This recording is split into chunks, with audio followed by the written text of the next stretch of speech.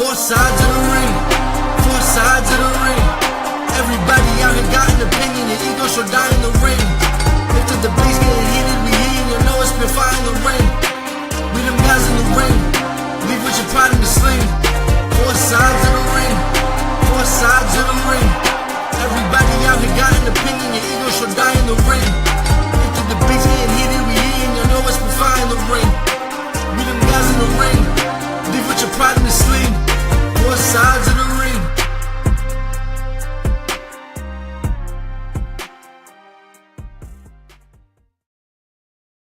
Yeah, how's everybody doing today?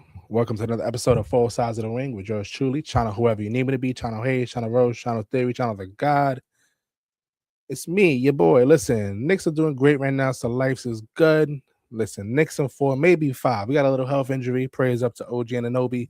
Welcome to the stage, my good brother, the poopy boy himself, Mr. Naphausen, Taino Sanchez. How we doing today, my boy? Hello. Another fun week of wrestling that we just watched since the last time we've been on. Glad to be back to speak it with my team here.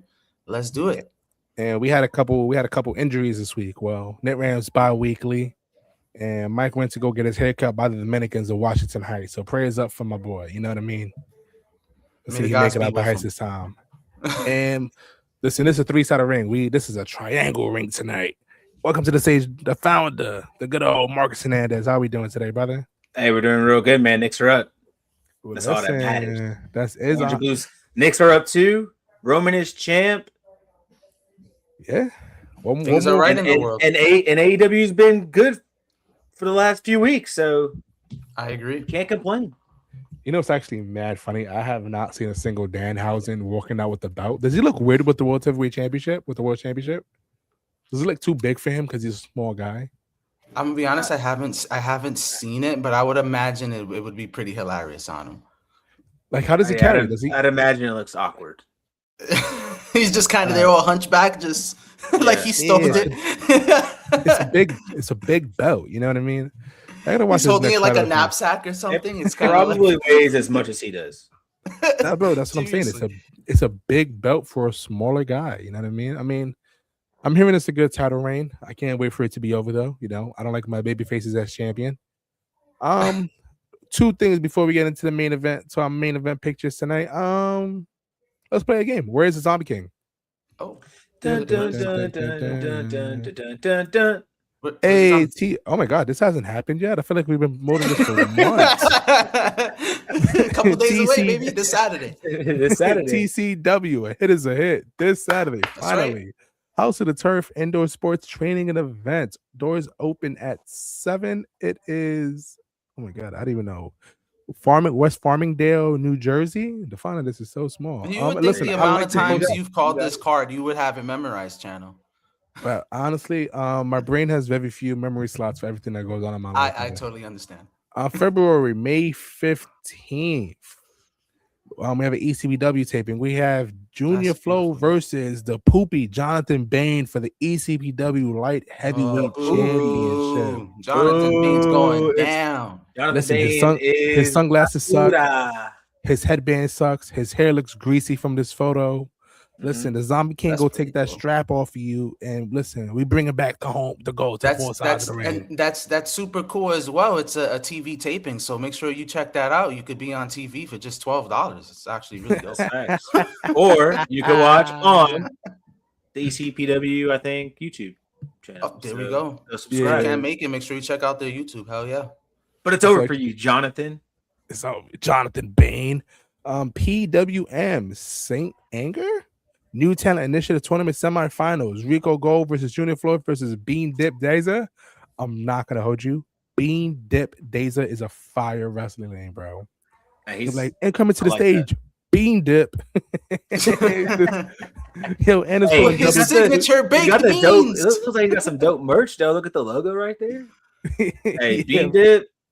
Bean Dip. It's over for you. Rico, it's over for you. Because the Zombie King's in town. He's the new talent in town, and he's going to the finals. That's right. He is going to the finals. That's mad. Our boy is going to the finals, and if he don't, trust me, we rage. I'm not gonna hold you. I'm not gonna hold you. If Junior Flow doesn't win, I'm kind of We rooting for riot. Bean. That's it. I'm not. I'm we kind of rooting riot. for Bean Dip, bro. That's just too fire of, Oh, of yeah, a no. name to be I'm gonna ignored. root for Bean Dip. I'm not gonna hold you, bro. His name is Bean Dip. Um, It's a nice looking card. TCW Rise of the Titan 2 out of 3 falls match. The Zombie King Junior Flow versus Pedro Pablo. That's hilarious. Saturday, May 23rd at Tom's River, New Jersey. The boys will be at this event showing love to the Zombie King. Yeah, and we're gonna keep eyes on that manager. He looks real shady. I don't Listen, know. A quick glance, I thought it was Roddy for a second. Now that you say that, I can totally I'm not see gonna that. lie, I thought it was Roddy for a second. I don't trust any man with that haircut and wear zebra print. So listen, we coming for you. All right. That is a fact. That is a fact. It's over for you. What is wow. this? That's a nice card. When wrestling is now. Okay, I kind of like that. It is So, a triple threat winner circles match. The Zombie King versus the Roku champion Jeff Skywalker. Kind of outdated for a name, oh, shit, it's in Skywalker. Flushing. Okay. Versus Chris Rex. Another weird name. Okay. Nothing beats Bean Dip, honestly. Saturday, June 27th. The doors open at 6, showtimes at 7. For VIP is $100. What does VIP get you? VIP gets you 4 tickets, a signed poster, and a backstage experience like no other. What are they doing backstage? Oh, that's super fire. I have questions, dog. I'm not gonna hold you. What are they doing backstage? That's worth $100, bro. But listen, you know what? Sorry, Ant. Let's go Bean Dip Taser. It was Bean Dip, bro. Oh my god, which one is Bean Dip? You think it's the old guy? Yeah, I think it's what the are you talking- guy. It's the guy pointing It's at the himself. bald guy. It has to be It's the the dude bald pointing guy. at himself. Rico Gold is definitely the dude standing. Yeah, on- I agree. Yeah, it's the guy. But what pointing if? at But what if it's the other way around? And the bald guy is Rico Gold because he has a gold head, and the other guy is Bean Dip.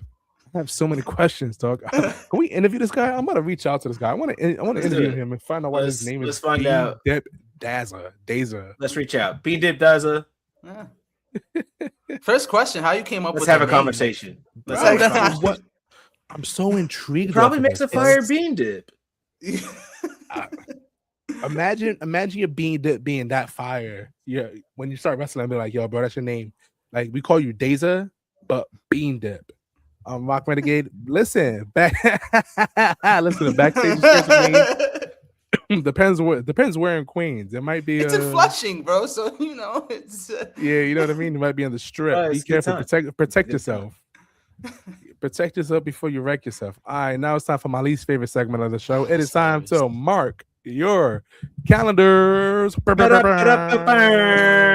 right, let's get it, boys. So another interesting week in marking our calendars. First off, couple birthday shout outs for this day. We got Kevin Owens celebrating a birthday along with Will Ospreay. And although may he rest in peace, happy birthday to Owen Hart.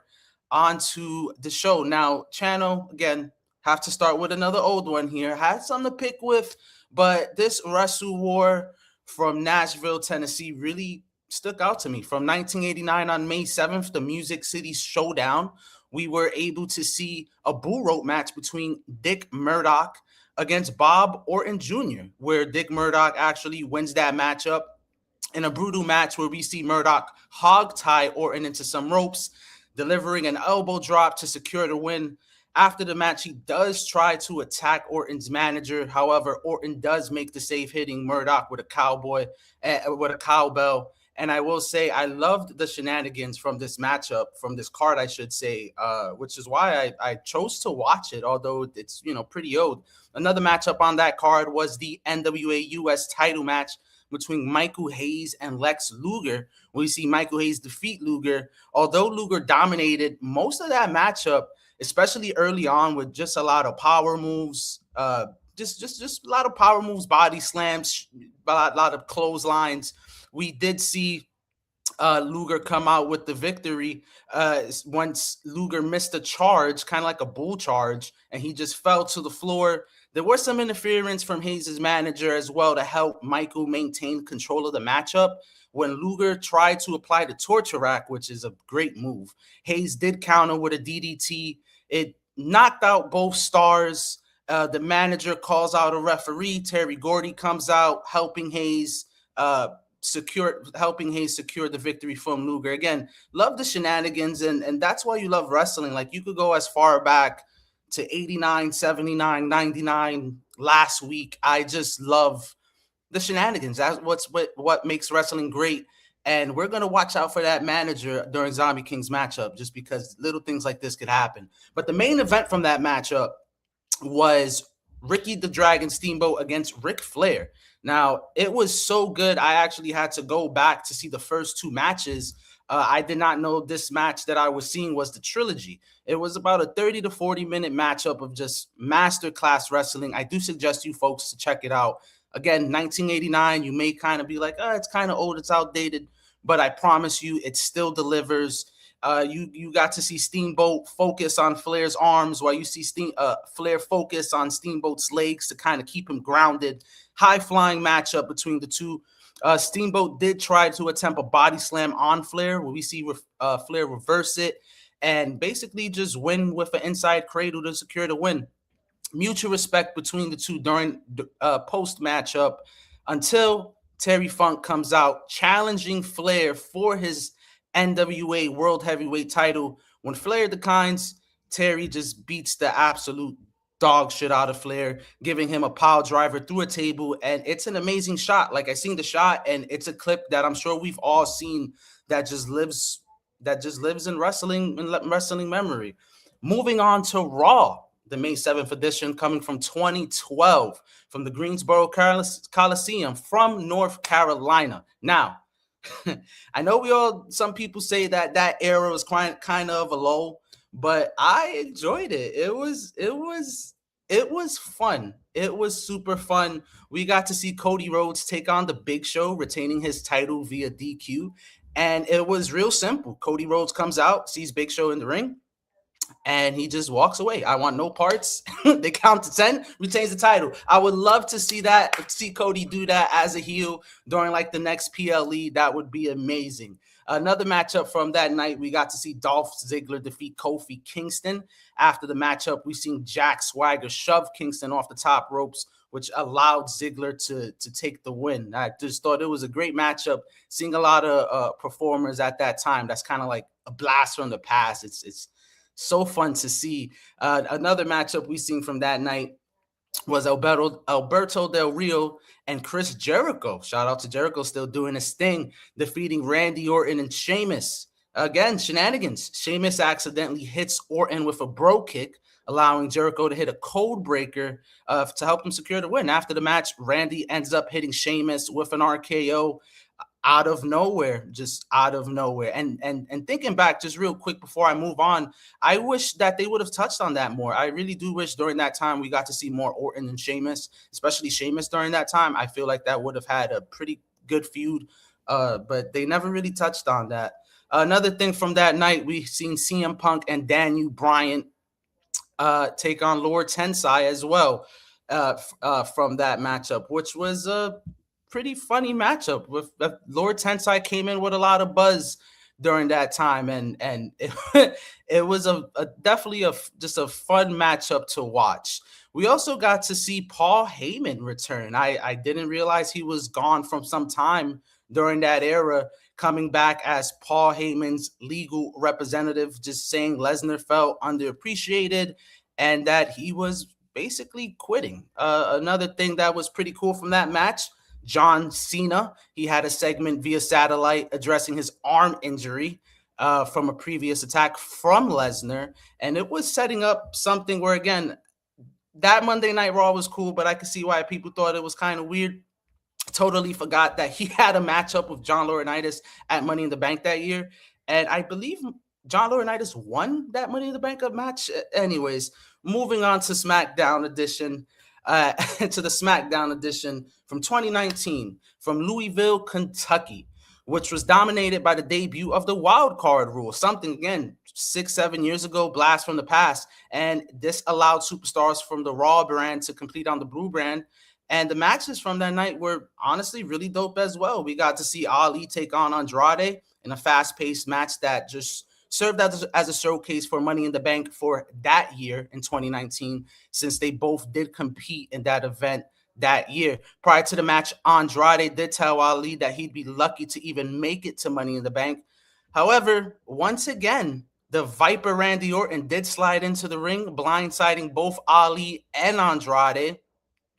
They did get some licks in before they got hit with an RKO, but Randy Orton's always been a Viper, man. We also got to see Daniel Bryan and Rowan take on the Usos. The week prior, the Hardys were forced to relinquish those SmackDown titles, and Shane McMahon had promised to crown new tag team champions that night. However, the Usos did appear via that wild card rule, convincing Shane that Bryan and Rowan should earn those titles. And again, closing in on that matchup, Rowan just took a absolute barrage of super kicks. And I was watching this match and I'm like, damn, I didn't realize the Usos were doing those super kicks for so long. I thought it was kind of new. Ended up just eating those super kicks, hitting Jay with an iron claw just to secure that victory. The main event from that matchup definitely stood out to me, especially 7 years later. We seen Kofi Kingston take on AJ Styles and Sami Zayn. Kofi Kingston was defending the title that night. This was a really great matchup, high energy the entire matchup. The crowd was really into it. Such amazing creative spots. We seen Kofi hit an absolute freaking like dazzling splash that sent all his body weight crashing down on Styles' back. We seen Zayn nailing Kofi with a picture-perfect suplex, a massive hurricanrana from Styles to Zayn, and Kofi landing one of his most innovative SOSs of all time towards the end. We did see Sammy try to size up Kofi for a haluva kick until Kofi connects with that Trouble in Paradise, retaining his title and just showcasing him. That resilience from that matchup just showcased him as a fighting champion. And again, 7 years later, no Kofi is pretty insane. But watching that matchup from 7 years ago, Kofi as champion, he was a great champion. So we mark our calendars May 7th. Thank y'all for listening. See what the boys think. My man said 1989, and I immediately went to a dark place in my life. Did I reel you back in once you heard 2012? No. I was having my clinical depression until the moment you said that's my time, guys. And I reeled myself back in. You said great. You said great match by Ric Flair, Ricky Steamboat, and China was like, "Whoa, what great match!" What? No, in '89. There's no way. I refuse to believe that. That matchup, I believe, holds up. If you into that, like it held up, and it was so true. Like when they were talking about this is the trilogy, whatever, and this is for the NWA Heavyweight title. I'm like, oh shit! Before I watch this, let me watch the first two. Seeing the first two, I'm like, holy shit! These guys were going off that year. And It was an interesting card. I didn't watch the whole card. I only saw a couple of matches, but you are definitely a sick man with sick thoughts. I feel so bad. I feel so bad for Shorty. At least she wasn't here this time around. You made her watch that Ric Flair match? No, she wasn't here this time. She did see the Dudley match last week. She was into the Dudley match for that Backlash. Terrible. Oh my god, poor girl. Fair enough. She doesn't want to spend time. I gotta watch Ricky Steamboat and Ric Flair 4. This is prime wrestling. When wrestling was real. I gotta see how this ends, guys. Well, thank you for marking our calendars. Jesus Christ, 1989. What a wild time. What a fun time. What a wild time was. What you gotta do, Tina, what you gotta do, you gotta mark your calendars. We gotta find the perfect mark your calendar segment that make Chance go, damn, I want to go back and watch that card. That's a tough assignment. He said that's not gonna happen. It would have to be from like 2015 to last year. Anything before 2015. He said if we're not marking our calendars about Roman Reigns and the Bloodline, I don't want to hear it. He said the big dog. No, absolutely not. Listen, man, that is truly. Listen, Mark, don't encourage him, please. Listen, he calls me. I highly suggest it. If you've ever seen it, watch it. Bro, this man calls me. I would call him twice. He'll call me back like, "Yo, bro, I was just watching this match from 45 when they did the first over DDT, bro. It was life changing. It reinvigorated my wrestling soul." I'm like looking at old portraits from like wrestling from the Coliseum from like It's not even recorded. Some niggas just hand drawing it. Oh damn, I'm over here copying. My apologies. Let's and we're live. And we are live. My apologies. My opinions are my own. They did not reflect the views of Four Sides of the Ring. Hey, look, we all know Chano Um, is a world renowned agent. So if we talk about any show prior to 2015, we know we're gonna hear some flack. So it's fine. bro, I had a banger tweet this morning that had all about like 4, maybe like 2 likes. It might have been just me and Mark, but it was That's mad. enough. It was mad funny. It says Jericho needs 4 partners for his stadium stampede and at Double or Nothing. Who are we thinking? I commented AARP, Medicaid, Social Security, and Accessoride. Those are his Jeez. 4 partners for stadium stampede, dog. Oh my gosh, that you're horrible. Me, I'm gonna yell it at him. I hope he's in that section. I'm gonna tell him. I'm telling him to go effing retire. So I do want to start this show with arguably the biggest news to come out of this week in wrestling. The New Day is no longer part of WWE due to budget restrictions, and they try to restructure the contract. The New Day said, you know what? Instead of restructuring us, just let us go. And WWE TKO came to terms, and they released a New Day, and now they are on their 90-day hiatus. I do want to get your guys' initial thoughts when you guys saw the news, because that's the news that broke me immediately. So I do want to start with you, Marcus. What was your initial reaction when you found that the New Days were released from the WWE? I mean, for a second, I stopped when I saw the notification come up from X, and I saw the tweet, and I was like, nah, it couldn't be real. It was enough for me to tell my wife that the New Day and the WWE parted ways, and it was enough for her to go, the New Day? Like, what? What do you mean? All 3 of them, or just the other 2? So the fact that she could even comprehend like how big that was, could even tell anybody, because my wife's not even a wrestling fan, so I can't even say not even the biggest wrestling fan. So thinking, I'm just sitting there, man, like, this, why? You know, it has to be more than just money, right? Because these 2 guys are legends. First of all, you have one of the greatest black wrestlers to ever step foot in a squared circle. And I stand 10 toes down on that. Kofi Kingston is the greatest to ever do it. Yeah. Became a world champion, multiple time tag team champion.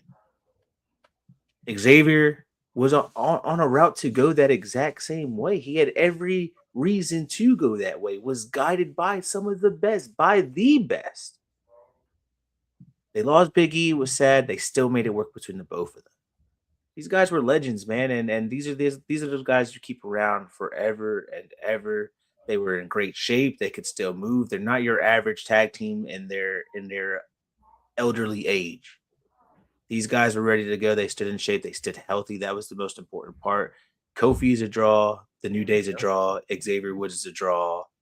This was a dropped ball by WWE and TKO. Tana, let's go with you. What was your initial thoughts? 1000% agree with everything that Marcus said, just based on your initial question on the reaction. I believe I was at work seeing it on Twitter or X, and I thought it was, like fake news. Just I'm scrolling through, Googling stuff. I'm like, oh shit, this is actually real.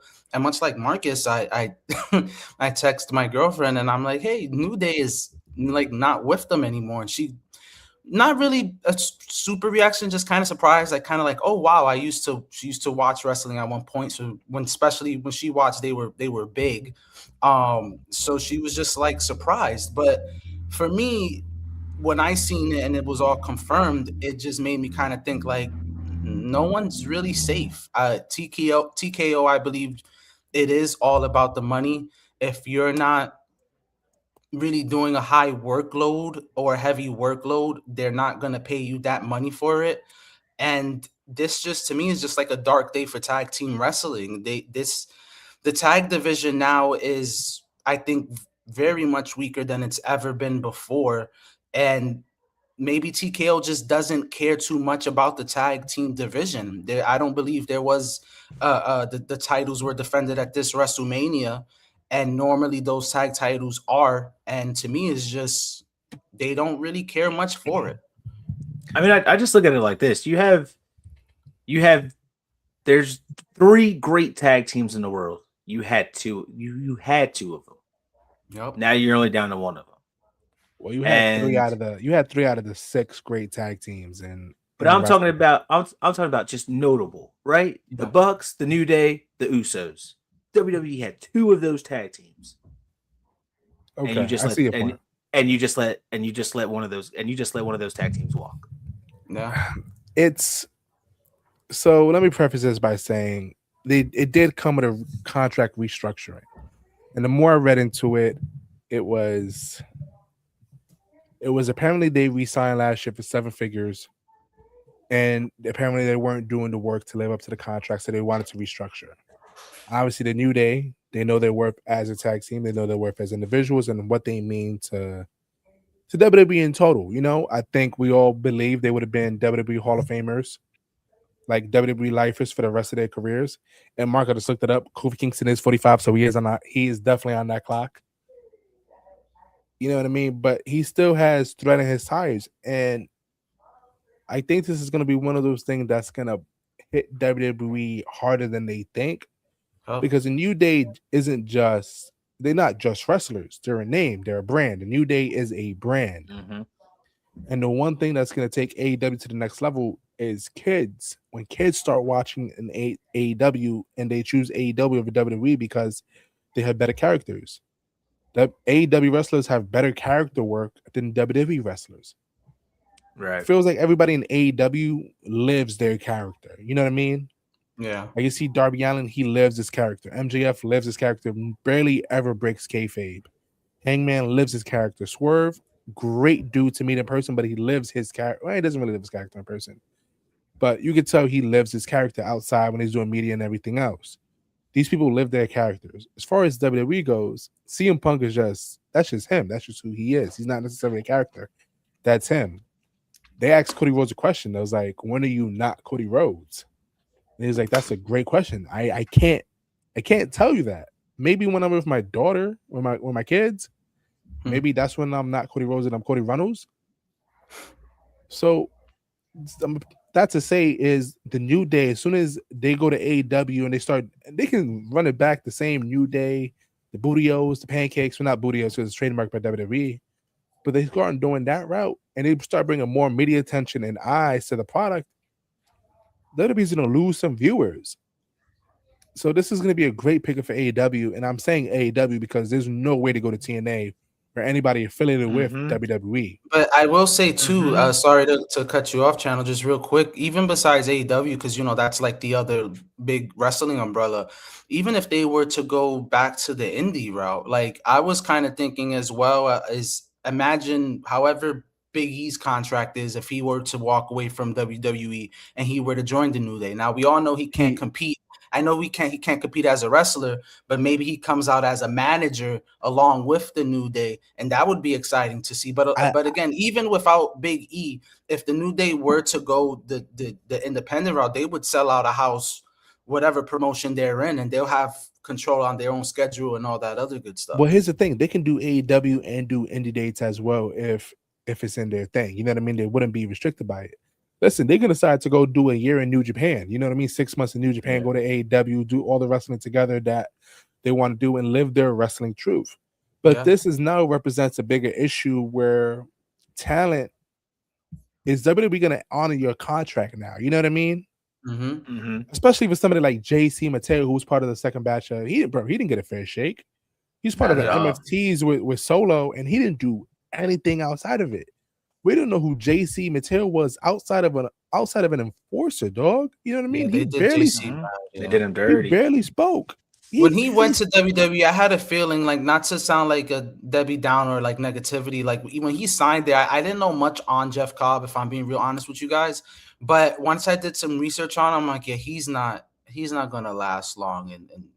I think we all called that when he signed over. I think we all we all knew for me personally, again, I wasn't familiar with him, so I'm like, who's this? This new guy. Let's see what he's about. And again, I'm like, oh yeah, he's not that guy for that. And he didn't get a fair shake. Then you have, who was it, Tungaloa? Yeah, the legend, the Hall of Famer, first ballot.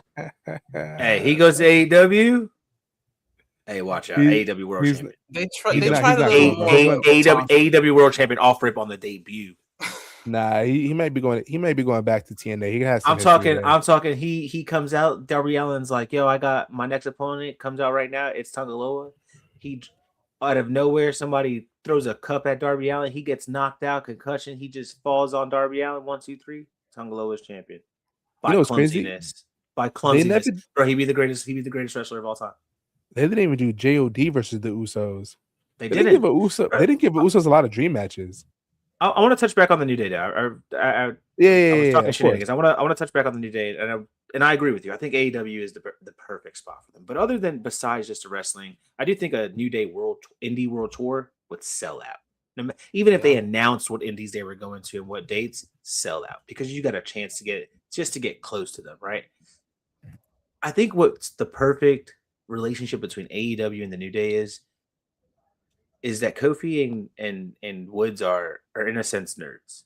These dudes love comic books. These dudes love video games. These guys love stuff outside of professional wrestling. And AEW kind of has their hand in all of that, especially being partnered with DC, right? Kofi can go write a comic for DC. Xavier Woods can go play the Green Lantern in a movie, right? There's so many opportunities for them if they were to even chase that route. Even without AEW, there's still probably those opportunities, but there's a helping hand with AEW. You know what I mean? So I think AEW is the perfect route. I do think we'll get the dream matches, the Young Bucks versus the New Day, and you already know everyone's going to hate it, but the Young Bucks is going to put them over because that's what the Young Bucks do. And it's going to be great. We're all going to love it. And China's going to be like, I can't stand FTR versus Xavier Woods for the 10th time for the tag team titles. This is crazy. It's going to be gross. It's going to be absolutely filthy, but it's going to be as Austin Creed. He's going, I think he's going to go under his real name. Kofi's real name is actually Kofi. I didn't even think he'll do Kofi Kingston. I think he'll just be Kofi. And it'd be dope, man. Indie World Tour for a year sounds phenomenal for them, honestly. That'll be amazing. Mm-hmm. I think that'll be amazing. I know WWE has some partial ownership to the Up, Down, Down YouTube channel. So, and I see a lot of people saying this, and you know what? I don't see TNA because if you go to TNA, in a sense, you're still helping out the WWE with the partnership. You know why TNA doesn't work, Rick? You know why? They just got finished getting paid 7 figures. They don't have 7. Their whole entire roster is probably just touching 7 figures budget. All of them together. You know what I mean? Mm-hmm. It's not working with TNA. They're AEW bound, and that's just all there is to it. That's what I'm saying. It has to be more than money. Stars, yeah, bro. The amount of AEW stars that reached out to them, and it's a New Day, yes, indeed. On social media was nuts, bro. Tony Khan probably already hit their. This is more than money. This is the higher ups listening to Chano and his ageism, and they were going through, and they were like, "Yo, we pay this 45-year-old man how much to do what?" And then they probably said, "What has he done for us lately?" And they haven't even gone back to do their history and their homework. People are comparing this to R-Truth. Fuck that. This is bigger than R-Truth. Kofi Kingston is bigger than R-Truth. The New Day is bigger than R-Truth. This is not something that's gonna bring them back because they're gone. They walked away, and I think people are failing to realize that they weren't fired. They walked away. Yeah, they said release. This was big, right. This was bigger than money. It's something deeper than it, and TKO is never gonna let us know. But you know what? In 90 days, when you hear it's a new day, yes, it is. Maybe they can't say that, but hey, we gonna pop. It makes you kind of think, well, what's kind of next for the WWE in a sense of like, what does the talent say? Like last week, that's what I'm telling you. No, just to cut you real quick, but that's what I'm telling you. How are they going to sign new talent when they're not sure if WWE is going to honor the contracts they signed? Because apparently they asked a whole bunch of people to restructure, and they said, we'll give you 2 days to think about it. It's crazy. You know what I mean? And it kind of puts a lot of those cuts from the week prior into perspective. Oh, you're not taking this cut. But, and I'm not going to hold you. One thing that didn't work out for the New Day was the heel run was so fugazi. It was amazing. Oh, it was really? I like the start to the heel run. I thought the way they started run was great, but they fumbled everything after the moment they got back together. The moment they got back together and they got back together as heels, it was they fumbled the ball. Mm-hmm. Because go ahead. I'm sorry. No, they fumbled the ball completely. And they lost all momentum. The New Day as baby faces were selling hella merch, popping out, getting hella pops, losing matches. Didn't matter. The crowd loved them. You took that away from them. You made them heels with no direction. You gave them Grayson Waller, who fizzled in his own tag team because Austin Theory was out, and that had no follow through. Yeah, no, And now at you have all. Even so Grayson, now, Yeah. and now you have Yeah. Grayson Waller lost in the sauce because what is he gonna do now? You fumbled everything that the New Day had to offer. You fumbled it. You let it go, and it's nobody's fault but your own. You didn't have to do much with the New Day. You, yep. you didn't need to do much at all. They could show up, pancakes, bootios, lose matches, and it's fine. And it's all fine. You gave them the tag team championships as a hero run, but your tag team division is so poorly run and so poorly creative that it does not matter. And you know what you did to make that better? You cut all your tag teams. You don't have, and You broke up all your tag teams. TKO, you dropped the ball when it comes to the New Day and when it comes to the Usos, because you brought in Penta and Ray Phoenix. You could have made that fucking match. You didn't make it happen. You bring in MCMG. You could have made those matches. You didn't make it happen. You guys dropped the ball. If the story is, you guys are not producing enough for 7 figures, that's not on them. That's on your creative team. You need to go talk to those guys and figure out why they can't have these guys produce 7 figures, because they could produce it. They can go out there and sell a t-shirt. They can go out there and sell cereal. They can do it. But if your creative team is not doing it for them, there's a bigger issue than that. Yeah, and I'm sure the New Day pitched ideas, because the New Day's been in that locker room for years, and talent like themselves never just want to sit around. And you always hear them say, like, you never just want to be kind of in catering and forgotten about, because any amount of TV time is good. You want to be on weekly television no matter what it is, whether if it's a 2-minute segment or a 5-minute match, and they were barely getting that. But just to kind of jump on what you guys were saying as well, it's just very unfortunate. I mean, just going back to what I seen with the mark in the calendar with Kofi during his title run, it doesn't necessarily have to be the main event gold for him or for Xavier. Give them an IC or a US or just something just to kind of elevate that mid-card division as well, since they clearly don't care for the tag division. I thought it was great seeing Xavier and Big E next to Kofi as he was the champion, super supportive, having his back, and they're best friends, man. So it's a sad day for tag team wrestling, and I think for WWE fans, because now we realize who's in control of the product we watch. It's no longer really what we seen just a few short years ago. Now that they took over and they have full control, I guess, I'm not too sure the dynamics of it. It's kind of like super corporate, man.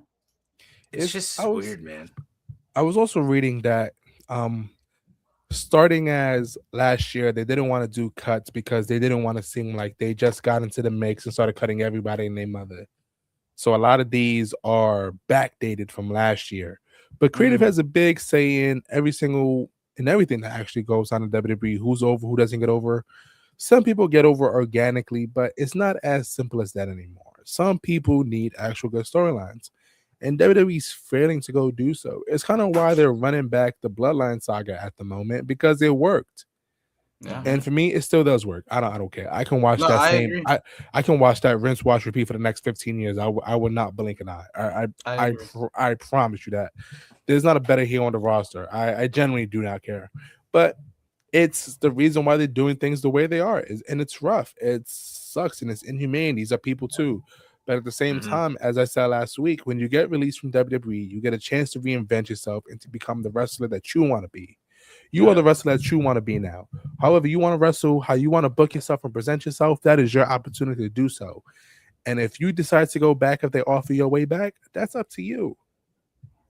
But at the end of the day, your career is in your hands now. And I wish everybody a best of luck. Yeah. Especially JC Mateo, because it looked like JC Mateo burned his bridge in Japan when he came to WWE. I remember when he signed, he had a wrestler and his wife just cussing him out on social media, dog, and he wasn't saying nothing back. It's So just sad, hopefully- man. It's just Yeah, sad it is. how TKO handles business, the way they bring them in, and how wrestlers are leaving. You know, But also on the flip side, to play contrarian, if we're saying wrestling is a sport, this does happen in other sports. Players' Oh, contracts 100%. players' contracts do get restructured all the time. Cuts do happen when you're underperforming. And I do feel, me personally, listen, I know this sounds fucked up, but it's a better start for them at the end of the day. Some of these cuts were low key needed because they got hella stagnant on the roster and they weren't really doing anything. Especially Apollo Crews. Apollo Crews wasn't doing nothing on the roster, and it wasn't his fault. Yeah. But now he gets to reinvent himself and wrestle the way he wants to wrestle. He can present himself the way he wants to present himself. Zelina Vega, the same one. She wasn't having a great run even when she won the strap. So now she gets to prove everybody wrong and do justice by herself. Stand up for herself and do herself right. I think TK also sees it as like we're still WWE. We're still the big bad. You know what I mean? And there's so many opportunities now in wrestling. You can make money, you know what I mean, and make a living where you don't need to be in the WWE. You know what I mean? Where you don't really need to even be in AEW. You could make a living just doing indie professional wrestling. Just keep pushing and keep grinding, right? So I think TKO is biting themselves in the leg with this cuts that they did, because there was a lot of good people. Kairi Sane, the Uso, or the New Day. What does Nate say? That's not how you treat legends. Did you hear there's a 50% chance Kairi Sane comes back at Backlash? I hope not. I've seen that. Just no, I'm not gonna hold you. I'm not gonna hold you. Bro, I swear to God, Kairi Sane comes back at Backlash, and if she's not the top merch seller by that Monday, dog, she's cut. I don't want not cut. I don't want to hear anything from anybody. I mean, you know what I mean? I don't want to hear nothing. At some point, you're gonna have to put your money where your fandom is, and actually throw bread and support, dog. Because except for what's his name? Karrion Kross. He was a top merch seller, and they still let his contract expire. They still let him go, but they didn't care. They re-offered him. They re-offered him a contract, but he didn't sign because they didn't offer his wife a contract. And that's just him being a man of principle. And I do respect that. You know what I mean? She could have been cool with it, like, yeah, do your thing. But he stood up for his wife, and I do respect that. But they did offer him a contract. Weirdly, I can see Zelina going to AEW, but not Alistair. Social media and these false reports are so kind of wacky in a sense where they said that TK wanted her on her last contract, but she didn't even negotiate with TK. She kind of like ignored him. But listen, you got to take all these reports with a grain of salt. Yeah. So other than that, man, it's really unfortunate. Shout out to the New Day. I can't wait to follow your next steps. And listen, when your booking's open, and if your interview fee a little affordable, because you know your boys don't got deep pockets, but we got deep love for wrestling, we would love to have you on the show and talk about how much we appreciate you and your career. With that being said, it is time to go to our first ad. See you guys in a few. What's up, my fellow bad guys? Just when you thought we were down bad, Brandy's here to pick us right back up. Thanks to our partnership with SeatGeek, we got good seats and great prices.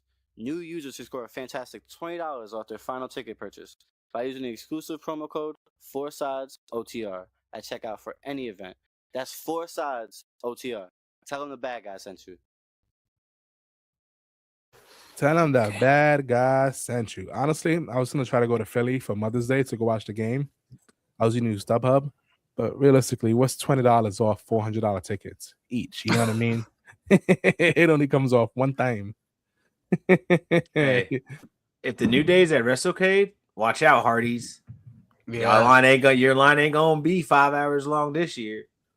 I mean, that signature price and picture price gonna be out of insanity. Also, if you don't say the bad guy sent you, this man comes to your house. Oh God, man, he's under your bed. Over here, just licking your little toe. Oh, why the little one? It's the most uncomfortable one. That's true. I got uncomfortable when you said it. I'm like, it's so small. I do want to say, this is probably gonna lead. So this is a little bit of my hot take today, right? I think the best promotion to honestly sign to in just that singular promotion would probably be NXT. And I say that because NXT has the best women's division, right? Even though AEW has the better women's talent, because it's how the women are booked in NXT. The women are the focal point of the show. So I understand why more women would sign to NXT rather than AEW. However, I do believe so for the men because you're given more opportunities to work through your flaws.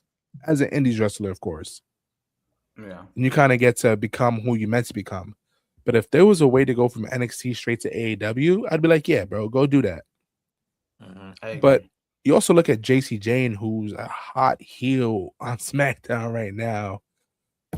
They popping right now, bro. I'm not gonna hold you. So I think NXT is just doing a great job. Great job booking, great job creatively. Everybody's getting over. I feel like if you can't get over in NXT, you just got to come back with something original, something that works for you, because NXT is doing a great job just from a pure booking perspective. Like Shawn Michaels honestly gets it. And whatever disconnect there is between them and the main roster, I don't know what it is, but they have to figure that out, man. Because that tag team division, is decimated. I will There's say not- just real Go quick, ahead. I'm sorry, Channel. Just real No. quick on the NXT like development part of what you said. I agree. NXT is, again, we all know it's the developmental brand, but it would be the best for anyone if there was a way, like you said, that they could train in NXT and like go to AEW. That would be amazing. It would be super dope if AEW had something like an NXT as well, so they could kind of start their own young wrestlers from the ground up. But it's like you said, NXT in terms again of development has been great. These last 2 to 3 weeks for me has been kind of tough to get into NXT since there's like a new regime, there's new stars there, and I'm not really familiar with Evolve or LFG. So those stars coming out of those programs, I'm not really familiar with. But this past Tuesday, I was pretty invested. That Keanu Carver segment, it was a little cringe for me. I'm not gonna go too deep into it, but I did remember and remind myself that this is developmental. This is these guys, working through the kinks, and I was invested. It was just him telling us about himself. And again, I just wanted to piggyback off of one of the sentences you said. NXT is great for developing anyone, men or women, and it would be amazing if AEW had something like that. See, well, I think AEW in a sense does have something like that, right? Like they already In have ROH, they have Ring of Honor, but in a sense, I think AEW I think AEW takes it a step farther, right? Even without Ring of Honor.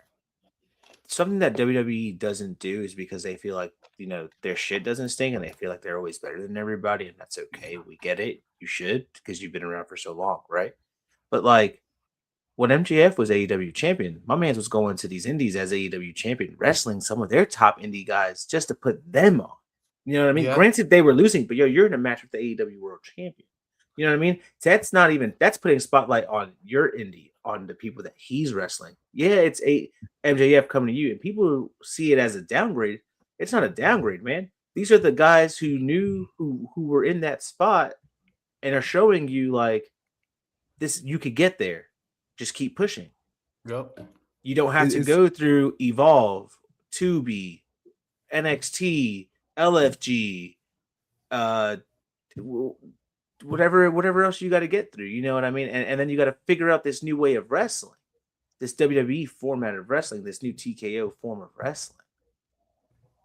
In the indies, you wrestle. Well, to be fair, AEW has the best developmental program because everything that New Japan and CMLL they raise up. Yes, that's another thing too. AEW's in the wings, just jacking their talent. That's another thing too. You saw the AEW, or you want to, like, oh, we're not going to use you, but hey, we're going to send you to Japan, or we're going to send you to CMLL, do some stuff over there and have fun. No, I'm talking about they signing talent from New Japan and CMLL. They let them nurture and develop them, and then they just bring them in. You know what I mean? But what does that do? What does that do for CMLL and New Japan? That makes them go out and get new talent too. Go sign those guys from those smaller indies. it's a it's a like weird little it's a shindig. circle. You know what I mean? It's a circle, and It's a weird little everyone shindig. feeds off each other. Where WWE is in the corner, Tino, can I ask your scratching their personal ass. preference? What's that? Can I ask your personal preference? Do you like what WWE is doing with the college athletes turning them into wrestlers, or would you rather them sign more indie people? Oh man, super easy, no brainer. Give me more indie people. Give me more indie people. So Now, what is your beef with the college athletes? Because we've gotten some great turnouts. that is correct, but it's not. It's a diamond in the rough where you find your Tiffany Strattons or your Obas. That's kind of rare. For the most part, the rest of those stars coming from another athletic background, it doesn't do it to me. I'm more of a fan of the indie way. Although they have to learn that WWE style of wrestling, you could still see certain mixes of their own personal style while they're in the ring. That's why I'm a big fan of Ethan Page. I know he's on the main roster now, but he had his own style. He was in the indies for a while. I believe he was in AEW for a little minute. And you see he learned the WWE way, and he's doing his thing. Same with Lexus King when he is in the ring. You know, I know you could kind of joke about his spot in the roster right now, but when he is in the ring, you could see again that blend of NXT and his own personal thing because he has that background. I just like that indie background. If something happens that wasn't planned during the matchup, you could kind of think more quick because you already had that experience. I heard real quick, I don't mean to ramble on. I heard Bishop Dyer say in the interview when he was in a match with Trick Williams that he loved working with Trick, but his only problem was with Trick at the time was Trick couldn't call spots during the matchup, and he didn't really like that. And I just thought that was interesting because maybe if he was in the ring with a Ricky Saints or someone like that, you could do that since they have that ring awareness already. And I think I like hearing this perspective because I think the college athletes have turned out really well for WWE. You have the Bianca Belairs. Listen, you could say Roman Reigns is he's a legacy, which he is, but he wasn't wrestling until after college. You know what I mean? Where he played D1 football. Yeah, it's true. You know what I mean? And then you have Trick Will. You had AJ Francis, professional athlete, not even college athlete, professional NFL player. I think O-line, D-line. He was on the line. He played for the Giants. You know what I mean? So you have these athletes, and it works out for the most part. I think it does. I think the only disconnect for the athletes is that sometimes it doesn't click for them fast enough, and they kind of get discredited. You know what I mean? They go like, maybe this isn't for me. But for the most part, for the college athletes, it works. It works. I was gonna say, I think it's easier for the athlete to learn wrestling than it is for the wrestler to learn how to carry themselves as a celebrity. Because when you have an athlete, you know what I mean? They carry themselves. Yes. So I'm not saying that wrestlers don't carry themselves, but all they know is wrestling. But an athlete knows how to be in front of a crowd, a paparazzi, camera. You know what I mean? That's their livelihood, especially when you're a college athlete at a D1 school. You know, so then when you're just shown how to take a bump and you get, and once, like Chana said, once it clicks, you already know how to talk on the mic. You already know how to look flashy. You know, so it just, everything comes together.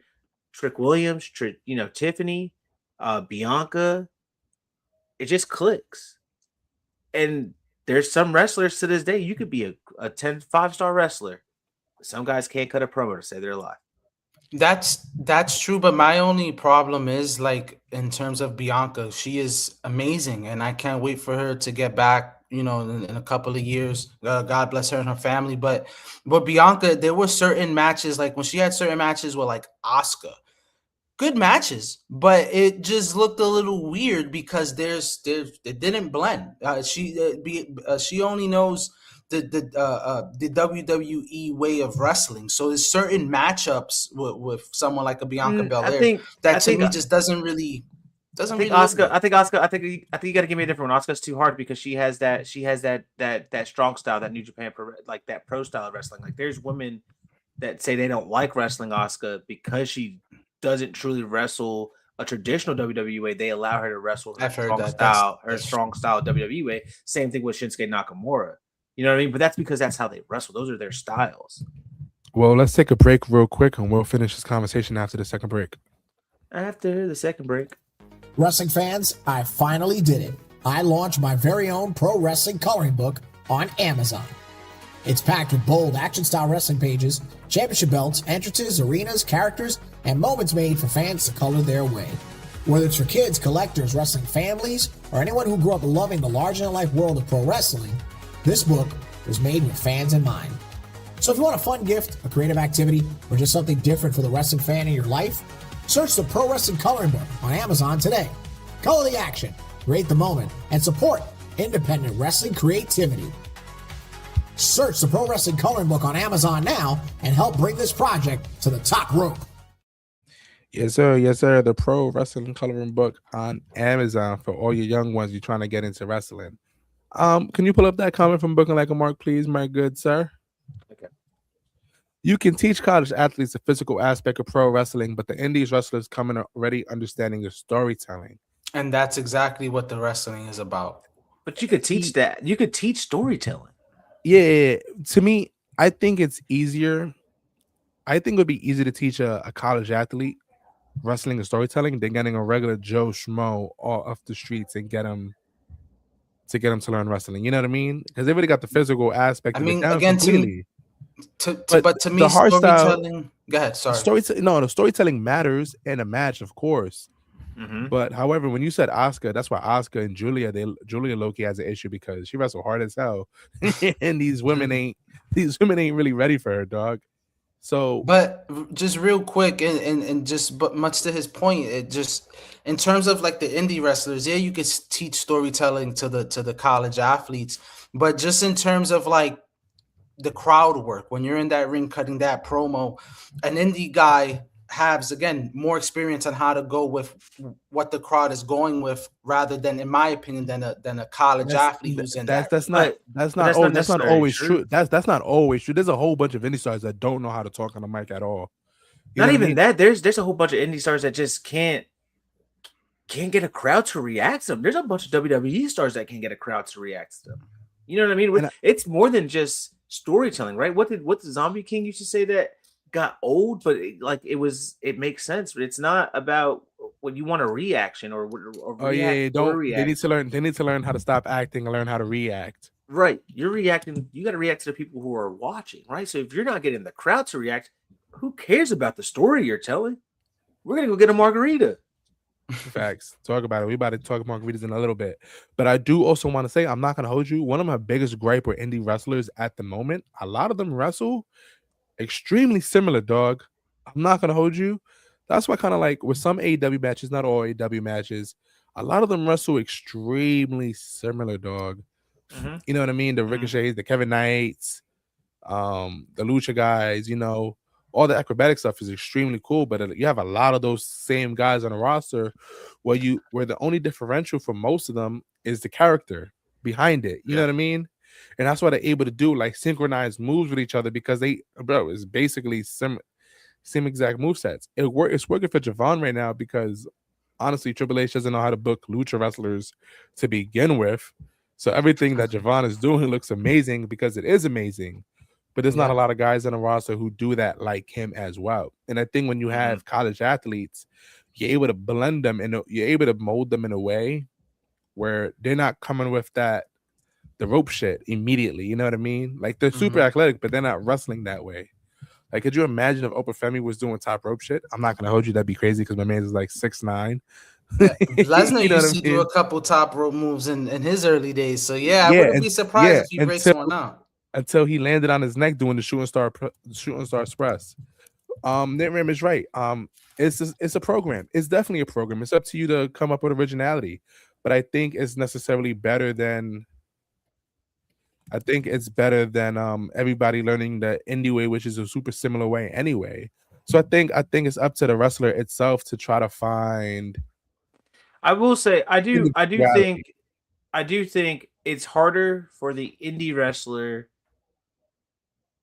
to get there to the WWE than it is for the college athlete that gets picked. Because the college athlete is going to get handed a name, a gimmick, and then they have to just figure out how to make it work. Where the indie wrestler is literally figuring this all out for themselves and seeing if they can get there. But then once they get to the WWE, they're starting it from scratch all over again. That's where fair. where in AEW you could kind of carry your name as that indie wrestler when you're stepping in. And since AEW has a more dedicated wrestling fan base, they have a general idea of who you are before you even step into AEW. There's been a couple guys that NetRam has named that are actually wrestling in AEW. I'm like, oh shit! I remember when Martin was talking about them. That Alec Price guy, I remember because Alec Price used to have a crazy fan that used to comment on all that stuff involving Alec Price. We're supposed to interview him and never happened. I know. You be reminiscing about the times of Cope too. You're like, oh dang, I remember when he was on WWE wrestling as Edge. Listen, I'm not allowed to talk about Alec Price. Whenever I talk about it, they shake me off the conversation. No, but yeah, you know what I mean. I think it's necessarily I think either way, you got to find your own originality and your own swag to your wrestling style. You know what I mean? Because there's a lot of a lot of small guys doing athletic shit, which is cool. I think that's why I like MJF. You know what I mean? Like kind of wrestles old school with like a swaggerish kind of. MJF is your old school heel, man. It's super modern. His style of wrestling. Yeah, because he's got the flippy shit, but he's super technical as well too. You know. Nah, bro, it's dope as hell. Tino just shot me a text on the side. He was like, "Yo, I want to talk some AEW. You don't tell me about AEW right now. I'm gonna come to your crib and I'm gonna snatch your pillow." Just really quickly, but before we let the ringsiders go, I just wanted to touch on AEW. Where they going? We got margarita matches. We got margarita matches. And let me tell you, I was a lot of margarita matches. Before we get to I believe the backlash stuff, I just wanted to touch on AEW from last night, just real quick on the Darby match. That Darby Kevin Knight match was honestly super amazing. It was like a David versus David match, just two dudes just risking themselves for the match. As we all seen, Darby won the title, but I wanted to talk about it just because I love what Darby's doing with the AEW title, coming out, defending it every week. Besides just seeing it on TV every week, he's defending it against amazing matchups. And so far, this last couple title defenses, whether if it's Brody King or Kevin Knight, there was some points during that matchup. I'm like, holy shit, Kevin Knight might actually win. And it's just amazing to see. Earlier that night, we seen, I believe, Mox beat Juice Robinson. And I love Juice. I know Chano's a big fan of Juice Robinson. But during that matchup, I knew Juice wasn't going to win. You know what I'm saying? We all knew going into that matchup, Juice wasn't going to win. But that Darby match against Kevin Knight, again, certain moments during that match, I'm like, holy shit, Darby could lose. And I just wanted to shout out that matchup from last night. It was a great matchup. AEW has been doing better. I think this has been a really strong year for them thus far. Hopefully they continue it. But yeah, I just wanted to shout that out and can't wait for Double or Nothing in a couple weeks, man. It's a lot of stuff leading up onto it. I just want to say the one thing that Chano has always been right about super baby face champions is that they're always super corny on the mic. Like my guy, of all Darby Allin, of all things you could throw at this man, of all the things you done in the world of matches and just in your life, the thing you challenge MJF is, you better put your hair on the line. What the hell, bro? Of all the shit, all the crazy things we could have done, you told MJF to put his hair on the line. Shit. That's just some old school shit. And I don't want to hear no AEW guy, and I'm talking to Kid Zero, Nick Ram. I don't want to hear nobody come in this chat and be like, well, it's long story turn. I don't care nothing. There's no long storytelling with this right now. Putting that as a stipulation for a match for the AEW World Heavyweight Championship is a disgrace and disrespectful to your title. I will say this. It was a really great run until he decided to call out that stupid stipulation as a match. Listen, I will say this real quick. I've been a little bit of a disagreement with Marcus. Here we go. I told you. I'm not too upset at it. That's all I will say. Not too upset at it. He's not Mexican. He's Jewish from Long Island. He's not. Hair on the line is honoring Mexican wrestling. He's Bro. Jewish from They're not Long luchadors. Island. Right. And they're not even luchadors. Come on, let's be real. This man really said, Max, put your hair on the line. It's Like, Maxwell. what the heck? It's Maxwell Jacob Friedman Rodriguez. Like, oh man, I seen it. I was like, oh man, they just ruined Darby for me right there with stuff like that.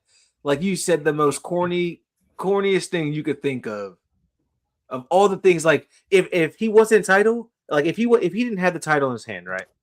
I feel like Darby would have been like, well, how about you face me at Double or Nothing in a lynch match?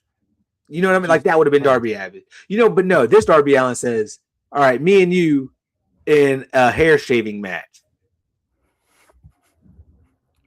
At Double or Nothing. I'm not gonna hold at you. Double or Nothing, we are gonna watch a hair shaving match at Double or Nothing. I might be getting a margarita. This could be a change of tide for MJF, right? I don't know. He loses, they cut him bald. He stays with the bald look, just like what happened to Kurt Angle. That's how Kurt Angle stood bald. It was during Kurt the hair was losing hair. That's why they did right, it. Kurt was losing hair. And I Either get way, it. run the same angle. He just went to Turkey. He just got his shit done. Darby Allin's losing that title. Listen, I love seeing NetRam in the comments defend. I don't mind it though. I don't mind it. Of course I don't you know. don't. I just thought it was what you think? TKO stop paying you. What you think of the stipulation when he called it out?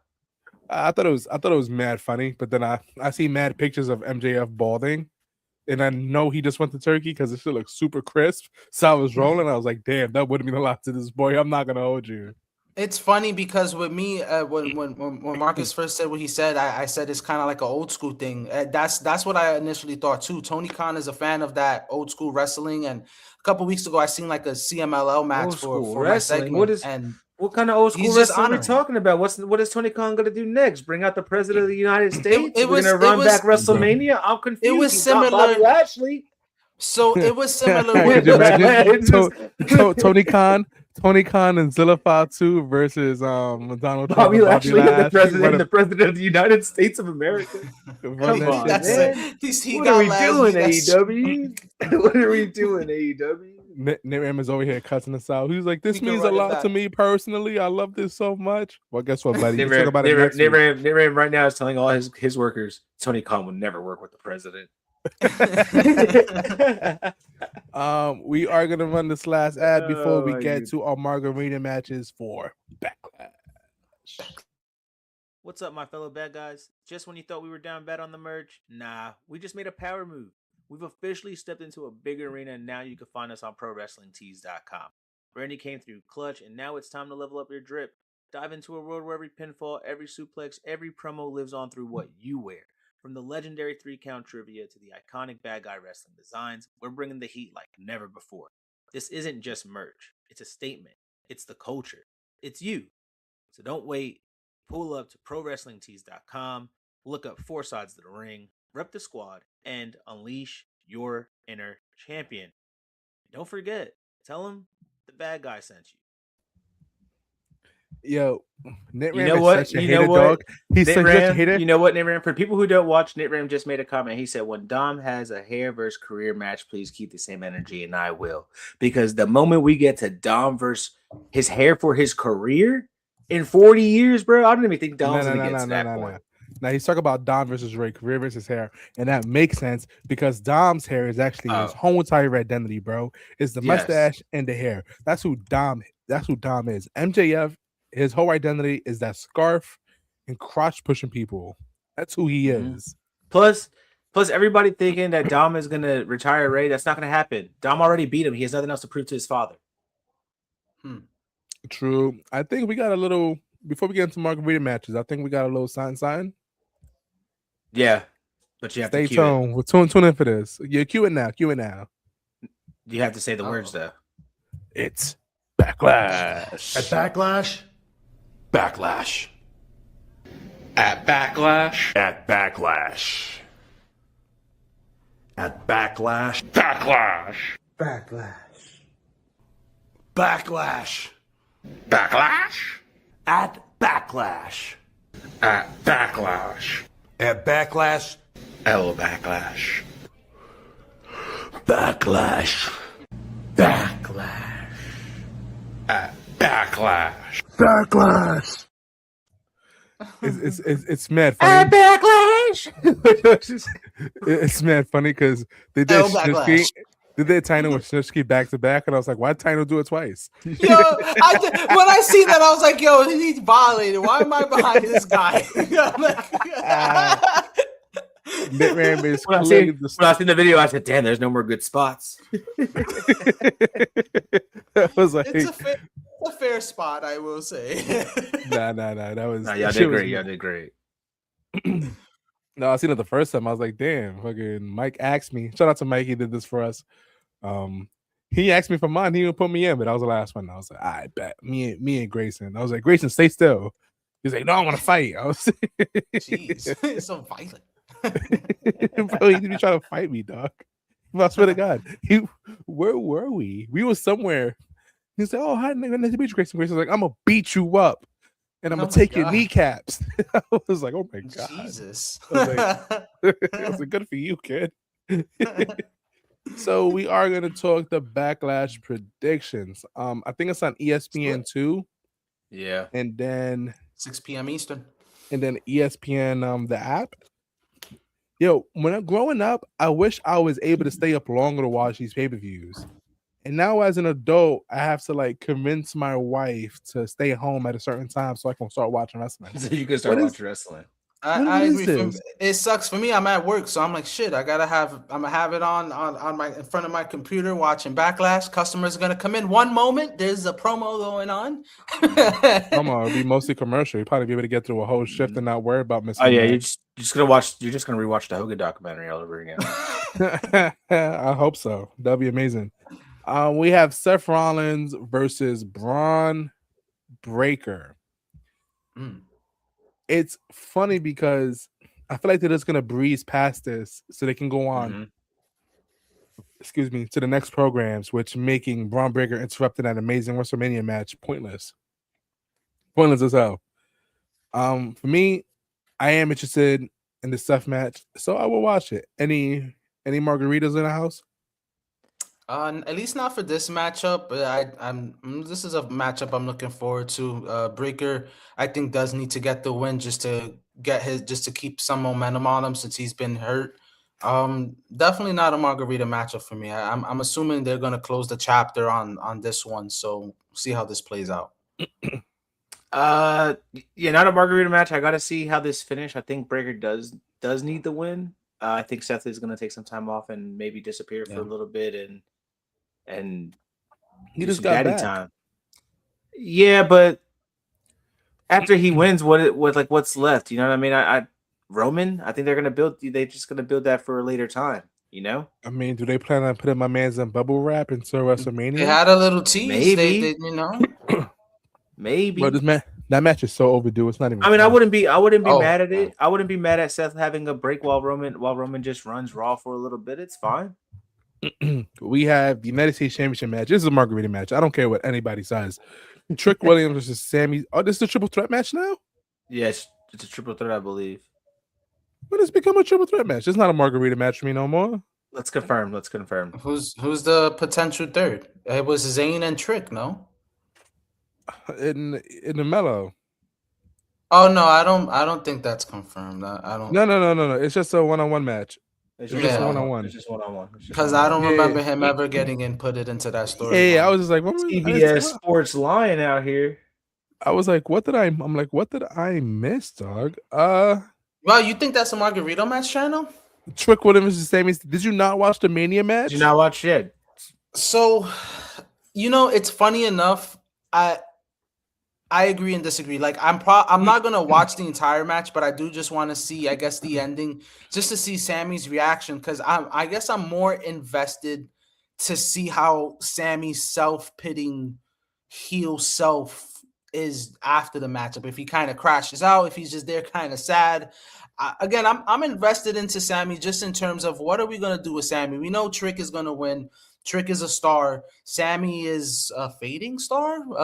So we'll see what's going on with Sammy, man. As somebody who's advocated for Sami Zayn on this podcast since we started, and Chana keeps telling me I'm crazy, I'm at that point where I'm starting to believe Chana is right. Really? Bro, I want to be world champion, and you're still chasing Trick Williams, bro. Get over it. He killed the gingerbread man. Kill the gingerbread man. You won.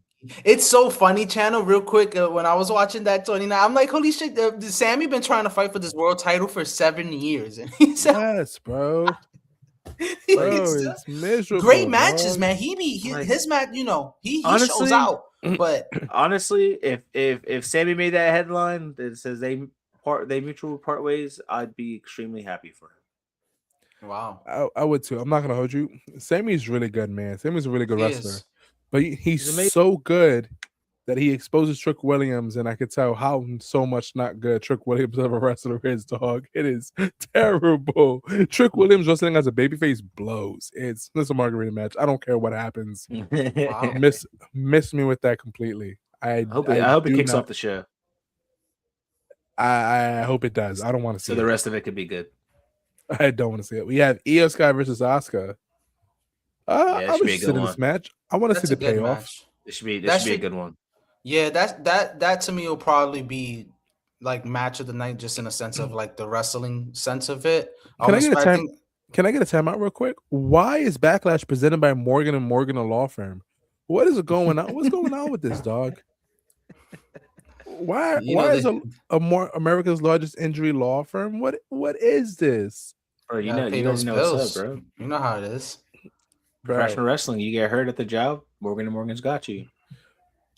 it's not so crazy though. Like, you're making so much extra additional sponsorship money. You think you can save a few contracts? Jesus Christ. I mean, you just hear. I think what's the Nick Khan or whoever just it was like a $60 million contract or whatever the case is. So it's going to the big wigs. They gotta feed their families too. If you could save 10 mil, you can bring talent back. All right, let's talk about Io and Asuka.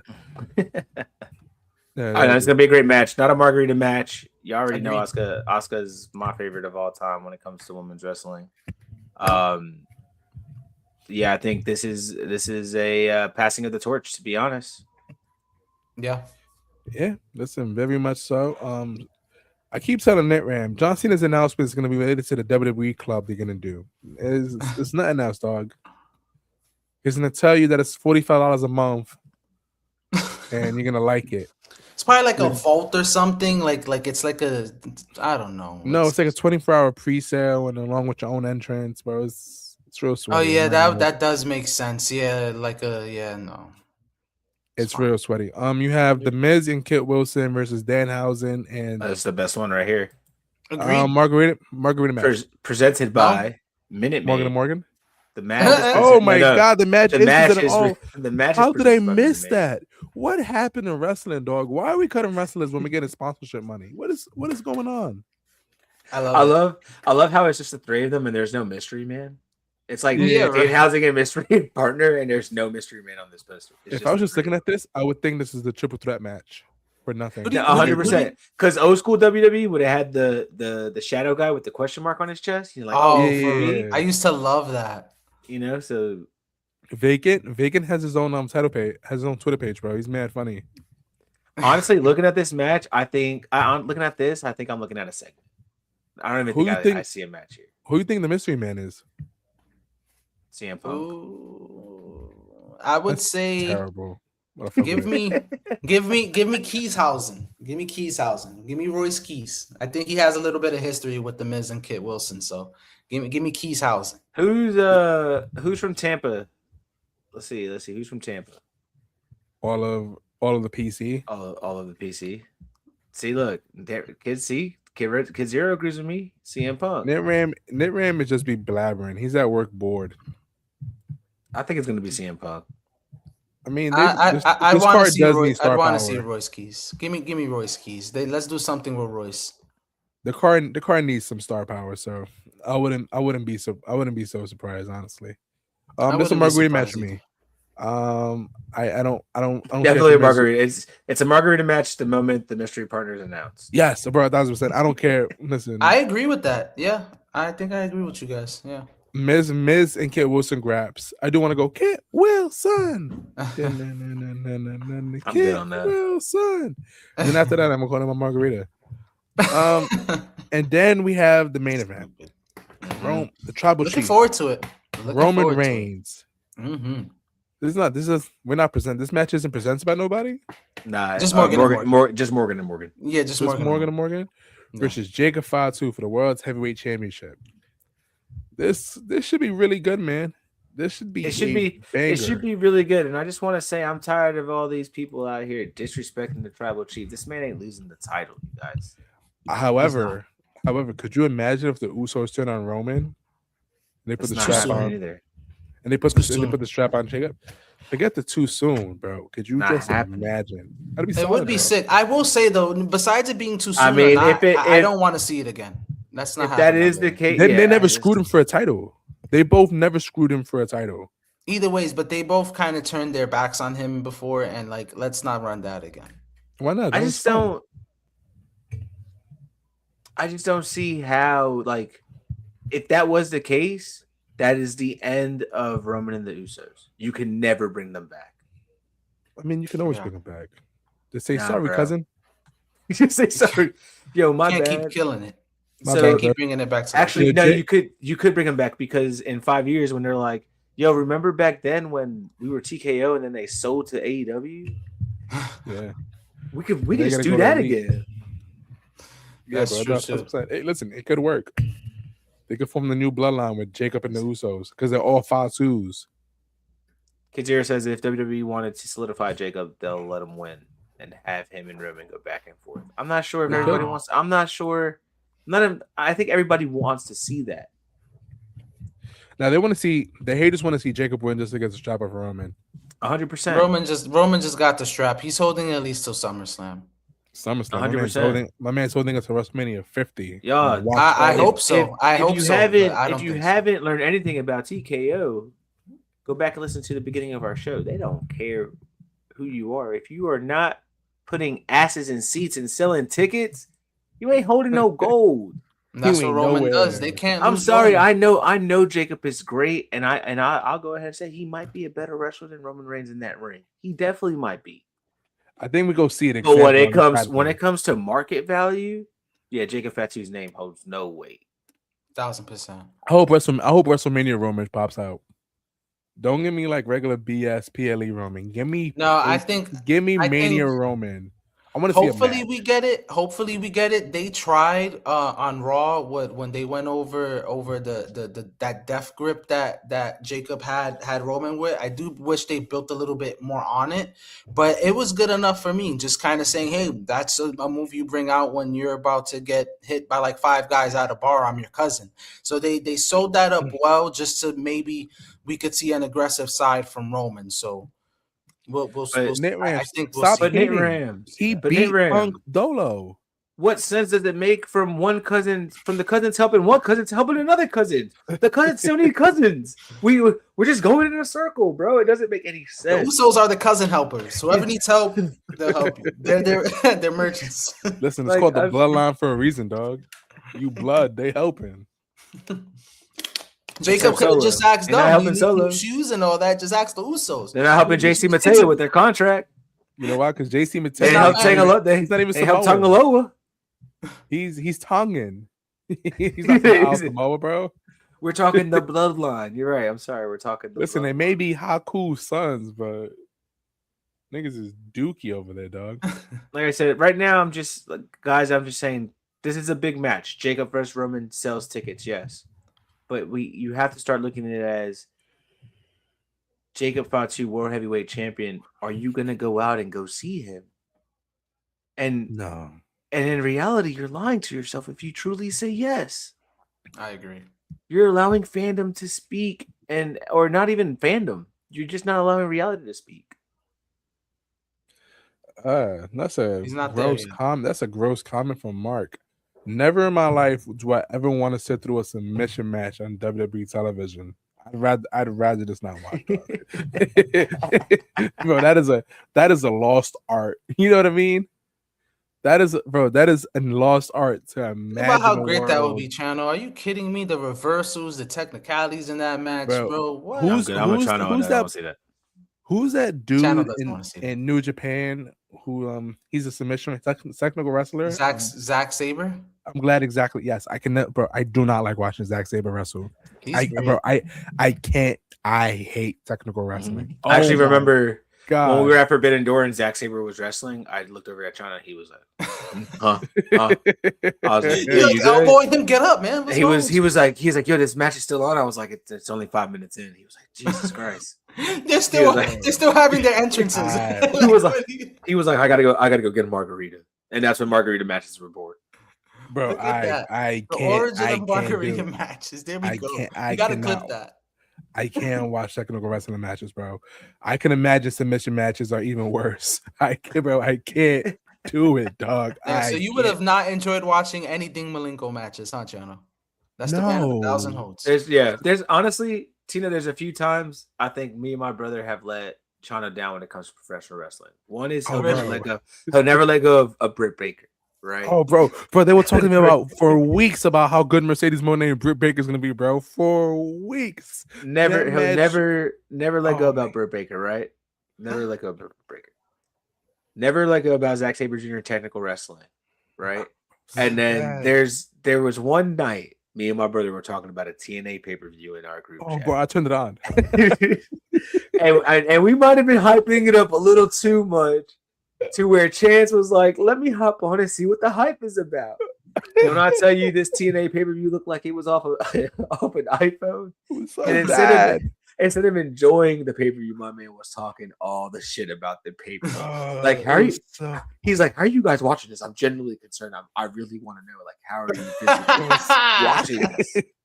It was so and I didn't have an bad. answer for him because as a wrestling fan, not saying he wasn't a wrestling fan at the time, but as a wrestling fan, it was just like, damn, I'm truly enjoying this. he's really shitting on it. Bro, it was so bad, bro.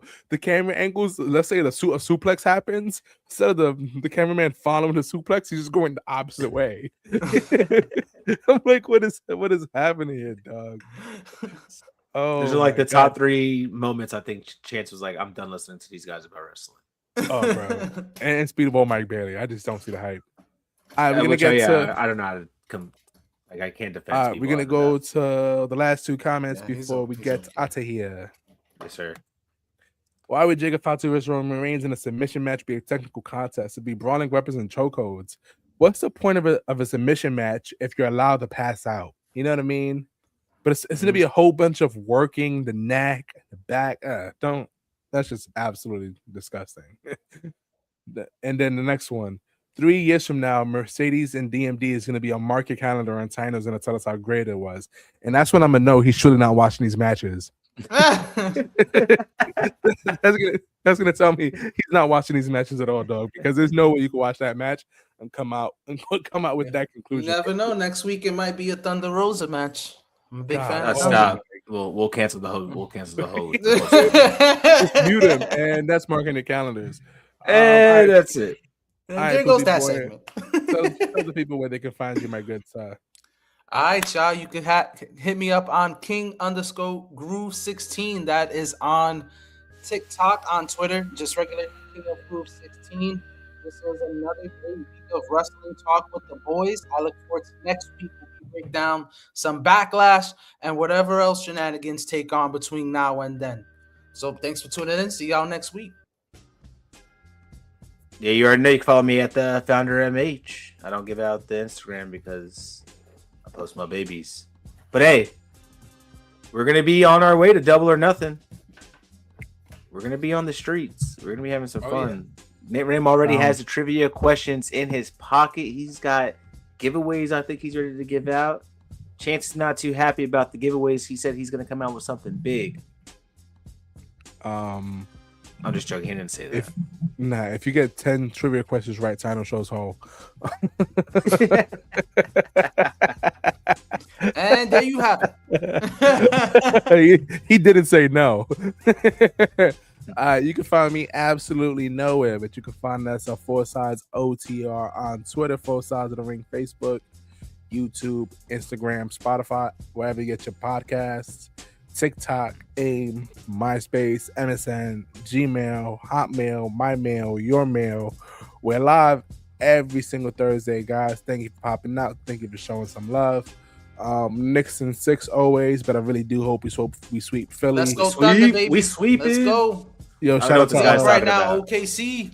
You've never been to I don't know what he's talking Oklahoma. about. It's always Knicks in 6. Don't ever worry about it. I don't know what all this OKC's talking about. He's never been there, chat. He doesn't even know. If I was to point him a map right now and be like pinpoint where Oklahoma is, he's pointing to Texas. And then when I tell him no, he's gonna point at Wyoming. He doesn't know where it is. He had a Golden Don't let State this man jersey on. I said, I thought you were an Oklahoma fan. He said, yeah, Oklahoma, Golden State. Yeah, because they got the bridge. That's what They got the bridge. They got the bridge.